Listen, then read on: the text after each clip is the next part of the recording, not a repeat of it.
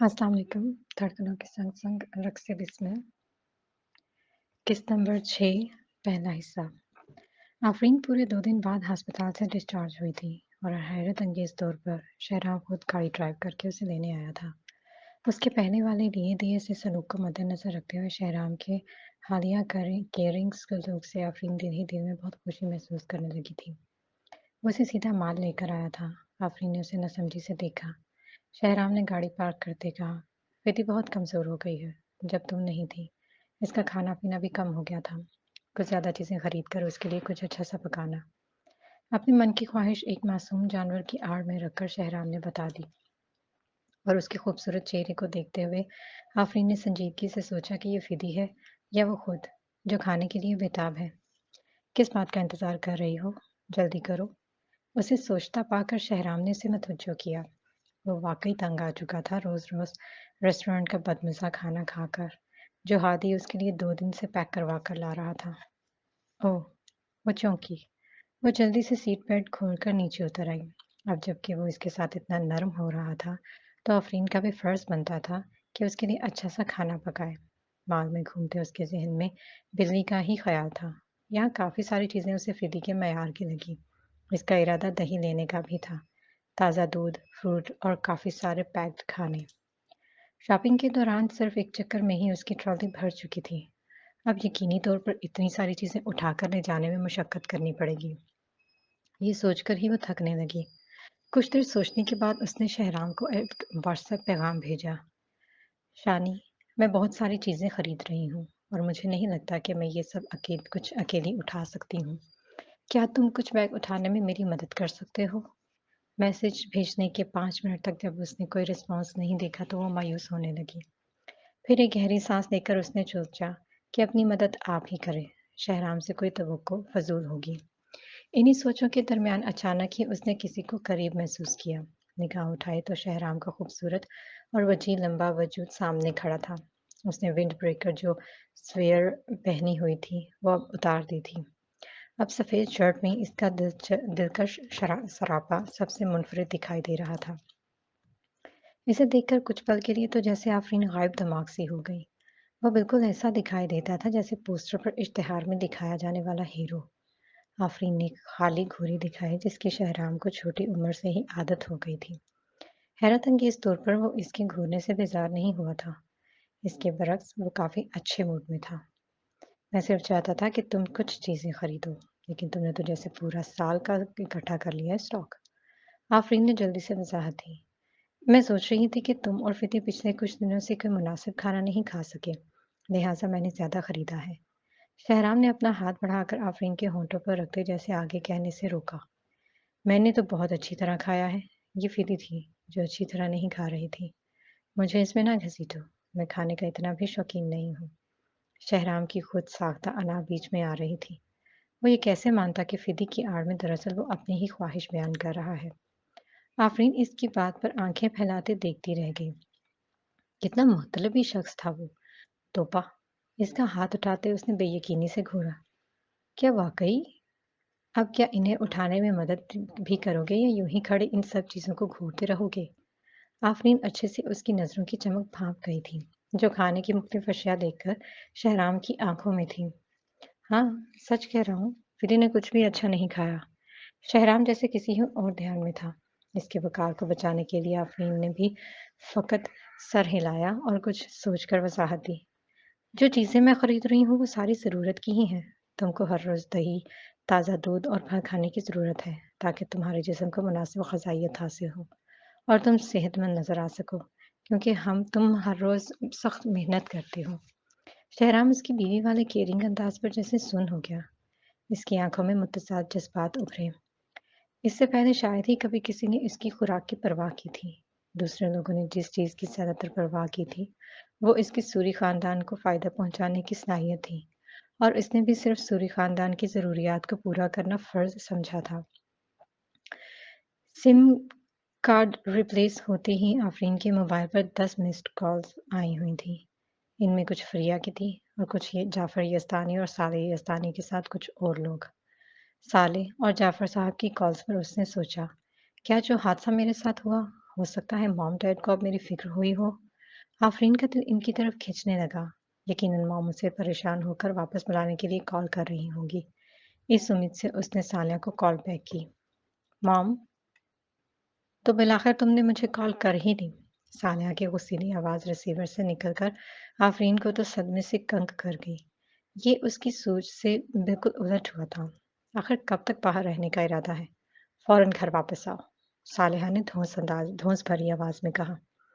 जुमले घर आओ आफरीन को गहराई से चुभे थे। क्या अब भी वो में घर मेरा है? आफरीन, अगर तुम अब भी वापस नहीं आ रही तो फिर कभी ज़िंदगी में वापस मत आना। ना कभी मुझे और अपने डैड को किसी मोड़ पर पहचानने की कोशिश करना। सालिहा ने आखिरी हरबा ब्लैकमेलिंग का आजमाया और साथ ही फ़ोन बंद हो गया। कुछ देर की हिचकिचाहट के बाद आफरीन ने यह फैसला कर लिया कि उसे वापस जाना चाहिए। कुछ भी था, जाफर साहब और सालिया ने उसे पाल-पोस कर बड़ा किया था। इसका घर जाने का एक मकसद ये भी था कि हनान बुखारी की रिकॉर्डिंग अपनी माँ और बाप को सुनाए ताकि इनको भी आबिश के असल रंग पता चले। ये इसकी नादानी ही तो थी जो ऐसा समझ रही थी। 1 घंटे बाद वो गाड़ी ड्राइव करके यज़दानी रेजिडेंसी आ गई थी। हालांकि उसे इस घर से निकलते सिर्फ 1 महीना ही हुआ था, लेकिन एक अजनबी एहसास इसके दिल को छू गया था, जैसे यहाँ रहने वाले सारे लोग बदल चुके हों। ये उसकी छठी हिस्स थी जो उसे एहसास दिला रही थी, लेकिन इस पर सिर्फ एक ही धुन सवार थी कि किसी तरह आबिश का असल चेहरा मॉम डैड को दिखा सके। पार्किंग एरिया में एक तरफ कार को पार्क करके वो अंदर दाखिल हुई। जाफर साहब, सादे यस्तानी और आबिश लिविंग रूम में मौजूद थे। इस लम्हे आफरीन ने आबिश के चेहरे को देखा। उसके अंदर नफरत सी भड़क उठी। डैड, मॉम, क्या आप जानते हैं कि इसने मेरा डिज़ाइन चुराया है? और वो आफ़ी, मुझे इस बात पर कोई एतराज़ नहीं कि तुम मुझ पर बाहर क्या इल्ज़ाम लगाती हो। लेकिन तुम्हारी हिम्मत कैसे हुई मुझ पर मेरे ही घर में कीचड़ उछालने की? आबिश के चेहरे पर एक तल्ख़ मुस्कुराहट फैल गई। मैंने पहले ही कहा था कि मैंने कुछ नहीं किया। साले की खूबसूरत नकोश आफ़रीन का इल्ज़ाम सुनकर बिगड़ गए थे। आखिर तुम अपनी बहन के पीछे हाथ धोकर क्यों पड़ी हो? जब भी आती हो, कोई ना कोई नया इल्ज़ाम लगाती हो। मैं पूछती हूँ, आखिर उसने तुम्हारा कोई कर्ज़ खाया है? साले की बात पर आफरीन ने फ़ोन निकाला। मेरे पास सबूत मौजूद है। उसने फ़ोन से रिकॉर्डेड वीडियो चला दी। आबिश ने अच्छी तरह हनान बुखारी की आवाज़ पहचानी थी। इसके तासुरात एकदम बदल गए। ताहम उसने जल्द ही अपने आप को कंपोज़ कर लिया और मासूमियत से गमगीन अंदाज में बोली, मुझे नहीं पता कि कौन से फ़िज़ूल शख्स से तुमने ये रिकॉर्डिंग हासिल की है। ये हनान बुखारी कौन है? मैं तो इसे जानती तक नहीं। आफरीन ने रुख मोड़कर जाफर साहब को कदरे सुर्ख नमनाक नज़रों से देखा। डैड, आबिश ने $10,000 हनान बुखारी के अकाउंट में ट्रांसफ़र किए थे, जिसे आप अब भी आसानी से चेक कर सकते हैं। वो एक दही इलाके में पली बड़ी है और आपके सिखाने के बाद ही तो थोड़ी बहुत डिज़ाइन करना सीखी है। लेकिन कम अरसे में फिर भी कितना सीख सकती थी और इतना शानदार डिज़ाइन कैसे तैयार कर सकती थी?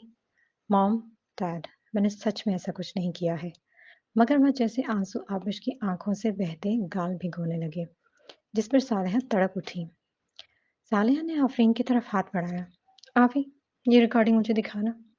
काफी अरसे बाद जब आफरीन ने सालेहा को अपने निकनेम आफी से पुकारते हुए सुना, उस नरम दिल लड़की और सच्ची लड़की का दिल उसकी तरफ से जैसे पिघल सा गया। आफरीन ने बखुशी फोन इसके हवाले किया। सालेहा ने इससे फोन लेकर रिकॉर्डेड फाइल निकाली और डिलीट कर दी। आफरीन तो इस हमल पर हैरानगी से फटी-फटी आंखों से उसे देखने लगी। ये उसके वहमो-गुमान में भी नहीं था कि कोई इस कदर भी संगदिल हो सकता है। मॉम, आप क्यों? आफरीन इतनी शॉक्ड थी कि समझ में नहीं आ रहा था कि क्या कहे। ये बिल्कुल अचानक और उसकी तवक्को के उलट था। इससे पहले कि वो फ़ोन इनसे लेती, सालेहा अपना काम कर चुकी थी। अब आफरीन के पास सवाए कफ़े अफ़सोस के कुछ न बचा था। सालेहा की निगाहों में एक बार फिर सर्द तासुर था। मैं तुम्हें इस जाली रिकॉर्डिंग की वजह से अपनी बहन की साख और मुस्तकबिल बर्बाद करने की इजाज़त नहीं दे सकती। तुम्हारे लिए बेहतर यही है कि बात को ज़्यादा मत खींचो। आफरीन शदीद शौक से कांपी। इस वक्त इसके मुंह से बेख्तियार एक खोखली सी हंसी निकली। अब मैंने ये देख लिया। आप दोनों को बिल्कुल भी ये परवाह नहीं कि रिकॉर्डिंग असली थी या जाली। आपको सिर्फ और सिर्फ इसकी परवाह है। कितने बेहिस लोग हैं आप। क्या वाकई में मैं आपकी बेटी हूँ? दुख से उसकी आवाज़ कांप रही थी। जाफर यस्तानी ने इश्तियाल में आकर मेज़ पर हाथ मारा और उठ खड़ा हुआ।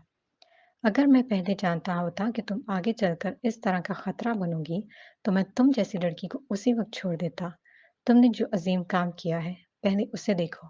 तुमने लाइव वीडियो के दौरान जो शर्मनाक काम किया, इससे अपनी साख तो खो ही दी, लेकिन हमारा सर भी शर्म से झुका दिया है कि कोई भी शरीफ आदमी मुस्तकबिल में तुमसे शादी कर सकेगा। डोम, तुम्हारी हरकतों की वजह से सीमेंट कंपनी अपने मिलने वाले प्रोजेक्ट से भी महरूम हो गई है। तुम हमारे लिए सिर्फ नुकसान की वजह हो। मुझे नहीं मालूम कि आप किस बारे में बात कर रहे हैं। आफरीन ने रोते हुए मुसलसल नफ़ी में सर हिलाया। क्या मेरे वालिदैन की हैसियत से आप लोग मेरे लिए बिल्कुल भी परेशान नहीं हुए जब मैंने इस कदर भयानक वाक़या का सामना किया था? वो गंग थी। बहुत अच्छे काम किए हैं तुमने। सालेहा ने ताना मारा। कोई ताज्जुब नहीं जो अय्यस ने तुम्हें धुतकार दिया। आफरीन के अल्फाज इसके थिरकते हुए लबों के अंदर जैसे सिल गए। इसकी सारी उम्मीदें और इन लोगों से वाबस्ता सारी तवक्कुआत इसके वजूद में कहीं टूटकर अपनी मौत आप मर गईं। इतनी बेवकूफ़ कैसे थी वो? उसे यहाँ वापस नहीं आना चाहिए था। इन लोगों की नज़र में सच की कोई अहमियत नहीं थी। इनके लिए अहम सिर्फ़ और सिर्फ़ आबिश यास्तानी थी। वो इनके लिए एक ऐसा खजाना थे जिसे वो एक बार अपनी लापरवाही से खो चुके थे और अब वो इन्हें 20 साल बाद मिली थी। कैसे वो इस पर किसी की उँगली बर्दाश्त करते? नाउम्मीद होकर आफरीन ने सालेहा की जानिब हाथ बढ़ाया। मुझे मेरा सेल फ़ोन वापस करें ताकि मैं यहाँ से जा सकूँ। मुझ जैसी शर्मनाक लड़की इस घर में आने की बिल्कुल भी मुस्तहिक नहीं, ना ही आपसे रिलेटेड होने की मुस्तहिक है। क्या तुम अब यहाँ से जाकर इस खानदान को शर्मिंदा करने और किसी नए मसले से दो चार करने का मंसूबा बनाना चाह रही हो?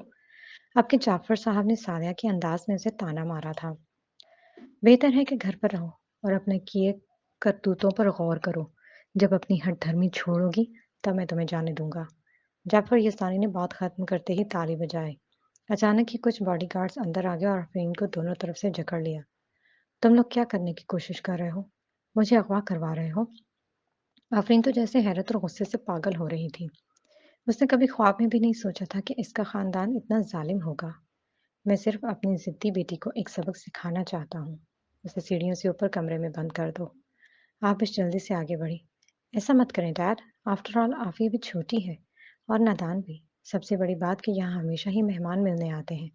ये बिल्कुल भी अच्छा ना होगा अगर कोई ऊपर से इसकी चीख सुन ले। ये अच्छा नहीं होगा। सोचें डैड। जाफर यस्तानी आबिश की बात पर वाकई चकरा कर रह गया। जब ये तसव्वुर किया कि अगर कोई मेहमान मिलने आ जाए और आफरीन की चीख सुने तो ये बिल्कुल भी उनके लिए अच्छा ना होगा। इसे सोच के आते ही आबिश के शैतानी मशवरे पर राजी हो गया। ठीक कह रही हो। फिर ऐसे अपने पुराने अ, पिन पिंगटन वाले घर में लॉक करते हैं। आफरीन तो ये सुनकर घबरा गई और अंदर ही अंदर डरो खौफ से लरसने लगी। पिछले सालों में वो सिर्फ वहाँ एक बार इबादत की गर्ज से सबके साथ गई थी। पिंगटन वाले घर को 50 से 60 साल पहले यज़दानी खानदान ने छोड़कर शहर वाले घर में रिहाइश इख्तियार की थी। हालांकि इस घर की तज़ीन और आराइश की गई थी, लेकिन इसके चारों तरफ वीरान इलाका और काफ़ी खौफनाक था। आफरीन पर अब खुला था कि आबिश ने डैड की बात में उसके लिए क्यों मुदाखलत की। आबिश, यू बिच, वो जैसे सदमे से चीखी थी। बकवास बंद करो। तुम्हारी बहन तुम्हारी बेहतरी के लिए सिफारिश कर रही है, फिर भी तुम इसकी तौहीन कर रही हो। तुम वाकई एक खतरनाक लड़की बन चुकी हो। जल्दी से इसे वहां यहाँ से ले जाओ। जाफर यसानी का गुस्से के मारे चेहरा सुर्ख हुआ। आफरीन की इस तब्दीली पर वह सख्त परेशान था। इसने सोचा, आखिर किस बात ने आफरीन को ऐसा बदतमीज और खतरनाक बना दिया है। दौरान सफ़र आफरीन को बिल्कुल भी अंदाजा न हुआ कि कितना फासला तय हुआ है। वो मुसलसल रोते रोते थककर गनूदगी में चली गई थी। जब आंख खुली तो वो इस पुराने अलग थलग वीराने वाले घर में पहुंच चुकी थी। उसे घसीटते हुए बॉडीगार्ड ने एक तरफ अंधेरे कमरे में फेंक दिया, बाहर का दरवाजा लॉक करके लगा दिया। इस कमरे की खिड़कियों तक पर्दे पर तख्ते लगाकर कीलें ठोकी गई थीं। सबसे बड़ी बात कि यहाँ ना बिजली थी, ना पानी। एक कंबल भी दस्तयाब नहीं था, जबकि इसका खून सालें हथिया चुकी थी। अब इसे पता नहीं चल रहा था कि वक्त क्या हुआ है। पूरा 2 मंजिला ये पुराना मकान स्याह रंग का था। जब हवा चलती थी और इसके नतीजे में दरवाजों के साथ खिड़कियों के पट टकराते थे, इसके नतीजे में पैदा होने वाली खौफनाक आवाज़ सुनकर रोंगटे खड़े हो जाते थे। कमज़ोर दिल के इंसान के लिए इस वीराने में एक रात रहना भी मौत के मुँह में जाने के बराबर था। आफरीन तकरीबन पागल होने के करीब थी। ٹھنڈے بستر کی طرف لپکتے ہوئے اس میں بالکل بھی حرکت کرنے کی ہمت نہیں رہی۔ وہ اندھیرے سے خوفزدہ رہتی تھی، تبھی اندھیرے کمرے میں ڈر کے مارے کانپ رہی تھی۔ تبھی کھڑکی کی طرف سے کھٹکا ہوا۔ وہ ڈر کر اچھل پڑی۔ اس نے دیکھا کہ کھڑکی کھل گئی ہے۔ وہ ڈرتے ڈرتے وہاں ایک امید سے بھاگی۔ ایک بوڑھی عورت نے کھڑکی سے چاولوں کا پیالہ اندر کیا۔ آفرین نے فوراً اس کا ہاتھ پکڑ لیا اور التجا کی، خالہ جی، میں آپ سے التجا کرتی ہوں کہ مجھے جانے دیں۔ اگر یہ ممکن نہیں ہے تو کم از کم بلب بھی روشن کر دیں اور میرا بستر اور ایک کمبل دے دیں۔ یہاں سردی بہت ہے اور یہ اندھیرا بہت خوفناک ہے۔ پلیز۔ ہرگز نہیں، یہ بڑے صاحب اور میڈم کا آرڈر ہے۔ بوڑھی عورت نے بے رحمی سے اس کی گرفت سے ہاتھ کھینچا۔ پھر کھڑکی ایک زوردار آواز کے ساتھ بند ہو گئی۔ اس بھیانک اندھیرے میں کھڑا ہونا آفرین کے لیے بہت مشکل تھا۔ اس کی سانس تھمنے لگی تھی۔ خوف کے باعث وہ بمشکل سانس لے پا رہی تھی۔ آخر اس سے ایسا کیا برا ہوا تھا جو ہر ایک اس کے خلاف کھڑا ہو گیا تھا اور اسے تکلیف پہنچا رہا تھا؟ اس کا وقار چھین لیا گیا تھا۔ اب اس کی آزادی اور زندگی چھینی جا رہی تھی۔ اسے آبش سے سخت نفرت محسوس ہوئی۔ ساتھ ہی جعفر یزدانی، صالح یزدانی اور ایس سے دل کی گہرائی سے نفرت ہوئی۔ تاہم وہ خود کو ایسے تو حالات پر چھوڑ نہیں سکتی تھی۔ وہ زندہ رہنا چاہتی تھی اور ان سب سے بدلہ لینا چاہتی تھی۔ اس کے لیے زندہ رہنا اشد ضروری تھا۔ یہ سوچ کر اس نے اس چاول کا پیالہ آگاہ کیا اور بھوک نہ ہوتے ہوئے بھی زبردستی مٹھی بھر کر منہ میں ٹھونسے، لیکن منہ میں جاتے ہی اس کے ذائقے اور بدبو سے اسے بے اختیار ابکائی آئی۔ چاول باسی تھے۔ اس خیال کے آتے ہی اپنی بے بسی پر آنکھوں سے آنسو بنا کسی رکاوٹ کے بہنے لگے۔ اندھیرے میں اسے کچھ نظر نہیں آ رہا تھا۔ وہ بس پھٹی پھٹی آنکھوں سے بمشکل اندھیرے کو گھورے جا رہی تھی۔ اگر کوئی اسے بچانے نہ آ سکا تو یقیناً وہ اس اندھیرے گھر سے زندگی بھر باہر نکل نہیں پائے گی۔ کمرے سے باہر مین گیٹ سے کچھ فاصلے پر بوڑھی عورت نے کال ملائی۔ چھوٹی بی بی، آپ نے جس طرح حکم دیا میں نے ویسے ہی کیا ہے۔ آل رائٹ، اب کل درجہ حرارت کم کرنا۔ مجھے امید ہے وہ اس گھر میں ہی سردی سے ٹھٹر کر مر جائے گی۔ چھوٹی بی بی، فکر مت کریں، جس طرح کی آج کل سردی ہے وہ بمشکل 4 دن ہی زندہ رہ پائے گی۔ رات کے تقریباً 11 بجے تک شہرام سوری کو آفس سے فارغ ہونے کے بعد ایک بین الاقوامی مالیاتی کیس کے حوالے سے میٹنگ پر جانا پڑا۔ جس لمحے گھر میں داخل ہو کر اس نے تھکے تھکے سے انداز میں لائٹس آن کی، فدی اس کی طرف دوڑتی آئی اور اس کی لمبی ٹانگ سے اپنی دم لپیٹ کر اس نے اپنا سر رگڑتے ہوئے مسلسل میاؤں میاؤں کر کے جیسے کچھ بتانے کی کوشش کر رہی تھی۔ لٹل ون، تم نے مجھے آج کچھ زیادہ ہی مس کیا، ہوں؟ شہرام جھکا اور اس کے سر پر پیار سے سہلایا۔ کچھ ہی دیر بعد اسے کچھ غلط لگا، جیسے فدی کے ساتھ کچھ غلط ہوا ہے۔ ادھر جیسے فدی کچھ بتانا چاہ رہی تھی۔ مسلسل اس کے ہاتھوں سے سر رگڑاتے، پھر جا کر اپنی خالے پیالے کو سونگتی اور معصومیت سے دیکھ کر میاؤں میاؤں کرنے لگتی۔ یہ عجیب تھا۔ کیا اسے آفرین نے فیڈ نہیں کروایا؟ فدی یقیناً بھوکی تھی۔ کیا آفرین نے اسے کچھ نہ کھلایا؟ وہ جلدی سے اٹھا اور کچن کیبنٹ سے کیٹ فوڈ نکال کر پیالہ بھر کر بلی کے سامنے رکھا۔ فدی اتنی بھوکی تھی کہ جھپٹ پڑی اور جلدی جلدی منہ مارنے لگی۔ اس کی اس قدر بری حالت دیکھ کر تعصب کے ساتھ غصے سے شہرام اٹھ کر گیسٹ روم کے دروازے کے پاس کھڑا ہوا اور زور زور سے ناک کیا۔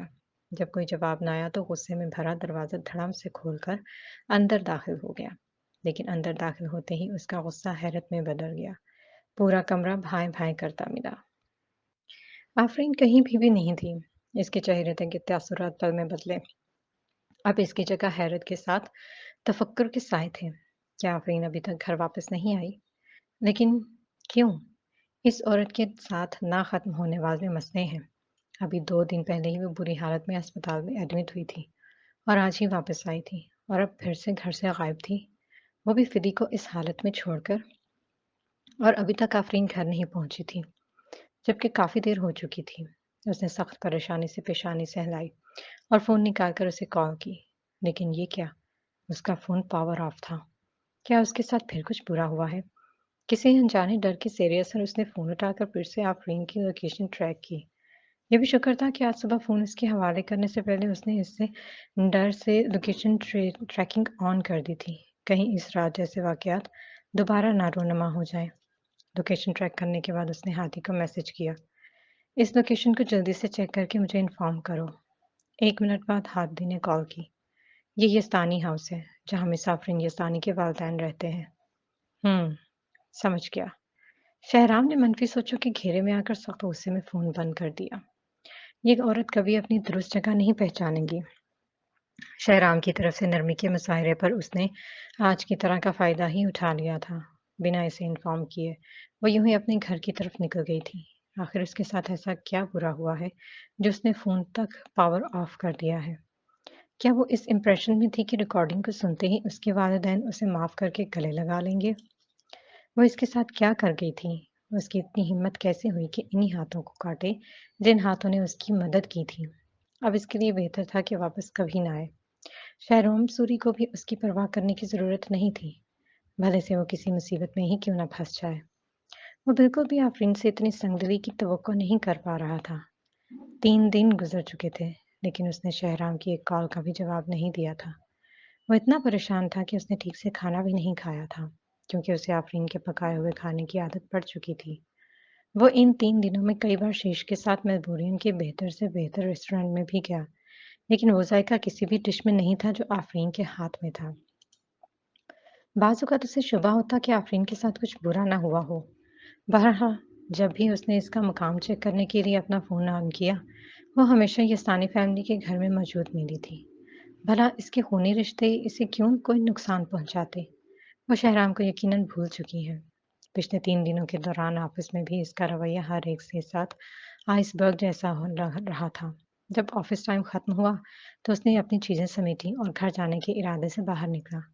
तभी शीश इसके साथ टकरा गया। क्या तुम घर जा रहे हो? आफ़रीन भाभी अभी तक नहीं आई क्या? इस औरत का तज़किरा मत करना शीश। सर्द तासुरात के साथ कहता शहराम आगे बढ़ने लगा। शीश ने इसके गुस्से को देखकर बेबसी से कंधे उचकाए। मेरे पास तुमसे पूछने के सिवा कोई चारा नहीं था। फारिया ने मुझे कॉल करके आफ़रीन का पूछा है। बकौल उसके 3 दिन से इसका राब्ता नहीं हो पा रहा। वो काफ़ी परेशान लग रही है और मुझे कहा कि तुमसे मालूम करूँ, कहीं इसके साथ कुछ बुरा ना हो गया हो। वो अभी तक यज़दानी हाउस में ही है, क्या नहीं है? शहराम अपनी जगह जामद खड़ा रह गया। ये बात समझ में आ रही थी कि वो इसके करीब नहीं थी, तो उसे कॉल करने के लायक भी नहीं जाना। लेकिन फारिया तो इसकी बेस्ट फ्रेंड है। फिर आफ़रीन ने इससे राब्ता क्यों नहीं किया? मैं इसे कॉल करके देखता हूँ। शीश ने अपनी सी कोशिश करनी चाहिए और सेल फ़ोन निकाल कर कॉल मिलाई। शहराम का इंतज़ार किए बगैर एलिवेटर से नीचे चला गया। घर जाते हुए उसे महसूस हुआ कि चीज़ें तेज़ी से कुछ अजीब-सी हो रही हैं। ताहम वो इस बात से अंदर ही अंदर कहीं खौफज़दा था कि ओवरथिंकिंग का शिकार होकर कहीं वो आफ़रीन के मामले में नाक ना घुसेड़ दे। उसे खुद को दूर रखना चाहिए, जबकि वो खुश थी। खिलाफ़ तवक्को घर पहुँचने के कुछ पल बाद ही उसे शीश की कॉल रिसीव हुई। अभी फ़रिया ने मुझे बताना है कि वो यस्तानी हाउस आफ़रीन से मिलने गई थी, लेकिन इन लोगों ने उसे बताया कि आफ़रीन बाहर के मुल्क आराम के लिए चली गई है। जब उसने उसका नंबर माँगा तो उन लोगों ने नहीं दिया। Damn it! उसे यकीन है कि आफ़रीन की जान खतरे में है। शहराम हैरान हुआ। मुझे नहीं लगता कि ऐसा है। आफ्टर ऑल वो जाफ़र यज़दानी की बेटी है। शायद नहीं। फ़रिया ने कहा है कि यज़दानी फ़ैमिली का रवैया आफ़रीन के साथ हमेशा तासुबाना रहा है। ठीक है, मैं देखता हूँ। परेशान सा होकर उसने हादी को दोबारा कॉल मिलाई थी। मालूम करो, आफ़रीन इनके घर से आखिरी बार किस वक़्त निकली? 1 घंटा बाद ही हादी जो खबर लाए वो यकीनन चौंका देने वाली थी। मिस येस्तानी 3 दिन पहले येस्तानी हाउस गई थी। इनके घर में दाखिल होने के थोड़ी देर बाद ही इनको पेंगटन वाले घर में कार के ज़रिए से ले जाया गया था। अब वो यकीनन वहीं हैं। तुम्हारा ख़्याल है कि वो वहाँ पर कैद हो सकती हैं? ऐसा ही लग रहा है। येस्तानी फ़ैमिली वहाँ सवाए इबादत के नहीं जाती। बड़ी बात ये कि वो जगह मुकम्मल अलग-थलग वीराने पर वाक़ई है। हादी का लहजा तफक्कुराना था। ये सुनकर शहराम की गिरफ्त फ़ोन पर सख्त हुई। आकर मुझे पिक करो। मुझे फ़ौरन उस जगह पर जाना है। शहराम हादी के साथ पूरे 3 घंटे की ड्राइविंग के बाद शहर से दूर वीरान जगह पर वाक़ई पिंगटन हाउस पहुंचा। तकरीबन आधी रात हो चुकी थी।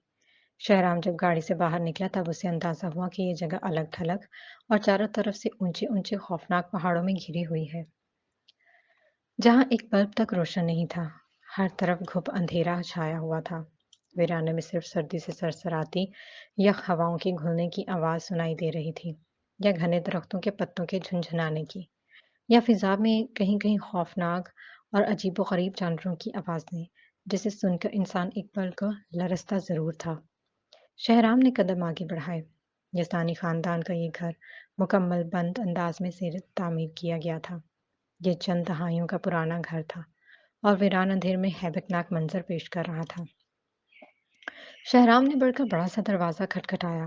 جب مسلسل کھٹکھٹانے کے باوجود اندر سے کوئی رسپانس نہیں ملا تو شہرام نے دیوار پھلانگنے کا ارادہ کیا۔ جیسے ہی وہ اندر کودا، کہیں سے ٹارچ کی تیز روشنی اس کے وجود پہ پڑی، ساتھ ہی کسی عورت کی گرجدار آواز، کون ہو تم؟ اور آدھی رات کے وقت میرے گھر کی دیوار پھلانگ کر کس لیے آئے ہو؟ شہرام نے آواز کے تعاقب میں اپنی شیر جیسی چپتی نگاہوں سے اسے جانچا۔ ایک بوڑھی موٹی عورت جس کی کمر کچھ جھکی سی تھی، ایک ہاتھ میں ٹارچ تھامے اس کا رخ شہرام کی طرف کیے کھڑی تھی۔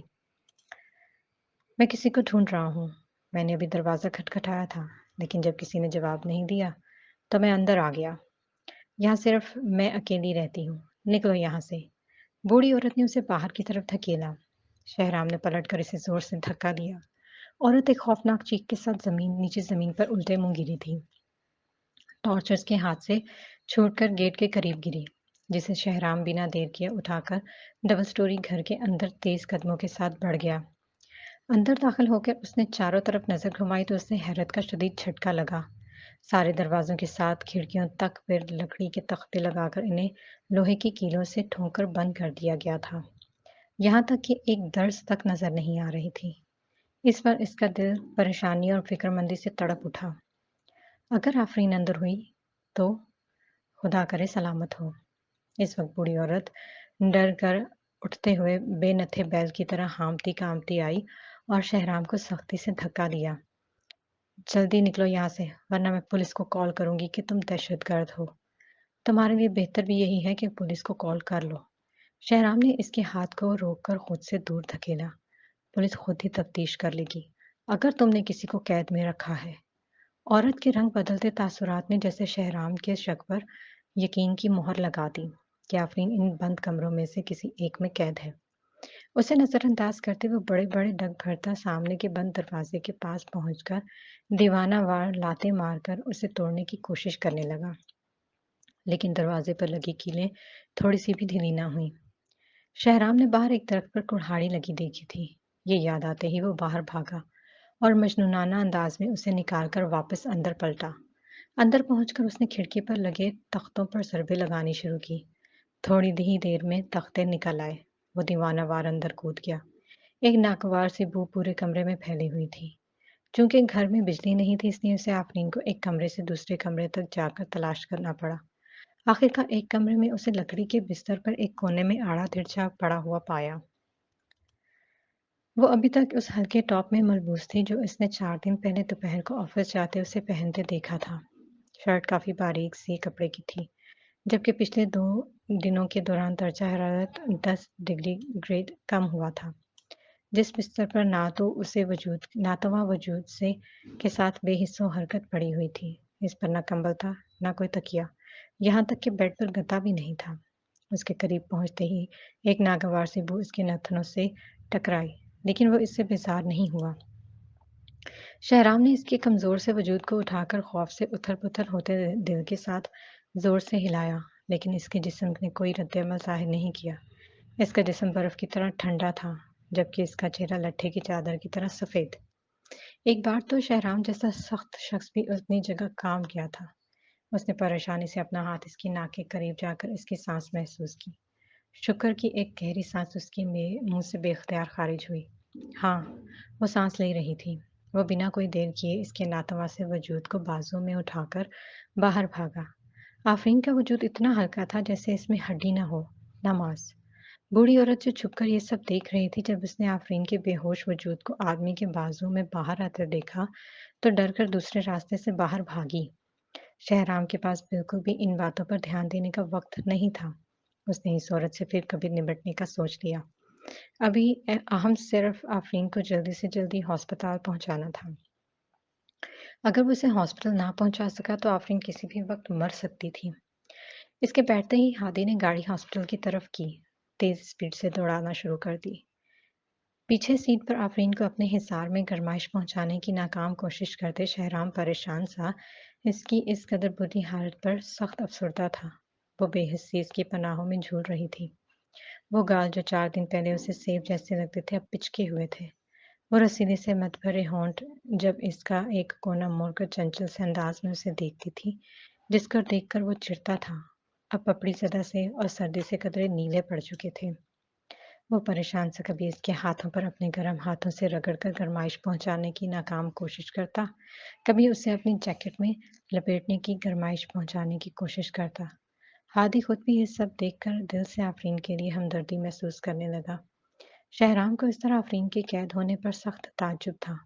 اسے سمجھ میں نہیں آ رہا تھا کہ کوئی اپنی کوکھ سے جنی بیٹی کے ساتھ اتنا ظالم کیسے ہو سکتا ہے کہ انسانیت سے ہی گر جائے۔ شہرام آفرین کے لیے دل سے ہمدردی اور افسردگی محسوس کر رہا تھا، ساتھ ہی وہ خود پر بھی سخت غصہ تھا کہ اس نے آفرین کو ڈھونڈنے میں اتنی دیر کیوں کر دی۔